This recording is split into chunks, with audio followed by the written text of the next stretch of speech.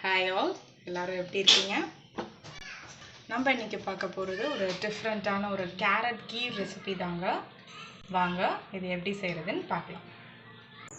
அதுக்கு நான் இன்றைக்கி மீடியம் சைஸில் உள்ள கேரட்ஸ் எடுத்து வச்சுருக்கேன். உங்களோட குவான்டிட்டிக்கு தகுந்தாப்பில் கேரட் எடுத்துக்கோங்க. நான் இது 4 பேருக்கு பண்ணுற மாதிரி எடுத்திருக்கேன். ஃபஸ்ட்டு இதை நல்லா வாஷ் பண்ணி எடுத்து வச்சுருக்கேன். அதுக்கப்புறமா இதில் உள்ள மேலே உள்ள ஸ்கின்னை ரிமூவ் பண்ணிடலாம். பாருங்கள், இதோட மேலே உள்ள ஸ்கின்ஸ் எல்லாத்துலேயும் ரிமூவ் பண்ணியாச்சு. இந்த மாதிரி குட்டி குட்டி பீசஸாக கட் பண்ணிக்கலாம். ஏன்னா நம்ம இதை பாயில் தான் பண்ண போகிறோம். ஸோ கொஞ்சம் பெருசாக இருந்தாலும் ஒன்றும் பிரச்சனை இல்லை. ஒரு ப்ரெஷர் பேன் போட்டிருக்கேன். அதில் 1 டம்ளர் கிட்ட தண்ணி விட்டுருக்கேன். அதுக்கப்புறம் நம்ம கட் பண்ண கேரட்ஸை எல்லாத்தையும் ஆட் பண்ணிடலாம். அவ்வளோதான். இப்போ இது ஒரு 2 விசில் கிட்ட வரட்டும்.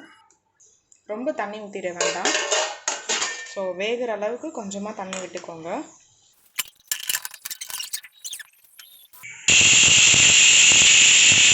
இப்போ பாருங்கள், நல்லாவே வெந்துடுச்சு 2 விசில் விட்டு. ஸோ இதை நான் இப்போ கிரைண்ட் பண்ணிக்கிறேன். அடுத்து ஒரு ஸ்பூன் கிட்ட சப்ஜா சீட்ஸ் ஆட் பண்ணிடுறேன். இது ஒரு 20 மினிட்ஸ் கிட்ட கொஞ்சம் சோக் ஆகட்டும். இது ஆப்ஷனல் தாங்க, எக்ஸ்ட்ராவாக நம்ம இதெல்லாம் ஆட் பண்ணுறது. நான் ஒரு பிராஸ் உருளி வச்சுருக்கேங்க. அதில் ஒரு 1 லிட்டர் கிட்ட பால் ஆட் பண்ணிடுறேன். ஸோ இப்போ பால் நல்லா காஞ்சி வரட்டும். பாலும் நல்லாவே பாயில் ஆகிடுச்சு. இந்த பியூரியை நான் ஆட் பண்ணிடுறேன். இதை நம்ம கிரைண்ட் பண்ணியிருந்தோம் இல்லையா, ஸோ இதை நம்ம ஆட் பண்ணிடலாம். இப்போது இதெல்லாம் கொதித்து வர நேரத்தில் நம்ம ஒரு 1/2 கப் கிட்ட சுகர் ஆட் பண்ணிடுறோம். உங்களோட ஸ்வீட்டுக்கு தகுந்தாப்பில் இதை மட்டும் அட்ஜஸ்ட் பண்ணிக்கலாம்.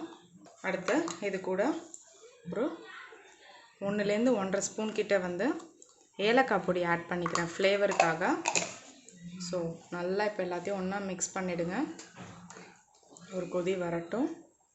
கிடைச்சா பசும்பாலில் செஞ்சு பாருங்கள், ரொம்ப நல்லாயிருக்கும் டேஸ்ட்டு. பாருங்கள், சூப்பராக நல்லா கொதிச்சு வருது. இன்னும் ஒரு 30 செகண்ட்ஸ் கிட்ட இருக்கட்டுங்க. நல்லா அந்த பால்லாம் சைடில் திரண்டு அந்த ஆடை வரும்போது அதோட டேஸ்ட் ரொம்ப நல்லாயிருக்கும். நம்ம தண்ணியே ஆட் பண்ணல, அந்த பாயிலிங்காக கொஞ்சமாக வச்சது மட்டும்தான். ஸோ திக்காக எவ்வளோக்கு எவ்வளோ பால் இருக்கோ அந்த அளவுக்கு டேஸ்ட்டு நல்லாயிருக்கும். உங்களுக்கு விருப்பப்பட்டால் நீங்கள் கண்டென்ஸ்டு மில்க்கு கூட இது கூட ஆட் பண்ணிக்கலாம். இப்போது நல்லா கொதி வந்துடுச்சு. இந்த ஸ்டேஜில் நான் ஸ்டவ் ஆஃப் பண்ணிடுறேன். டாப்பிங்ஸ்க்கு மேலே பிஸ்தா, பாதாம் இதெல்லாமே துருவி வச்சுருக்கேன். ஸோ இது எல்லாத்தையும் நல்லா ஒன்றா போட்டு மிக்ஸ் பண்ணிடலாம். அவ்வளோதாங்க, நம்மளோட சூப்பரான கேரட் கீர் தயாராகிடுச்சு. ட்ரை பண்ணுங்கள், டேஸ்ட் பண்ணுங்கள். தேங்க்யூ.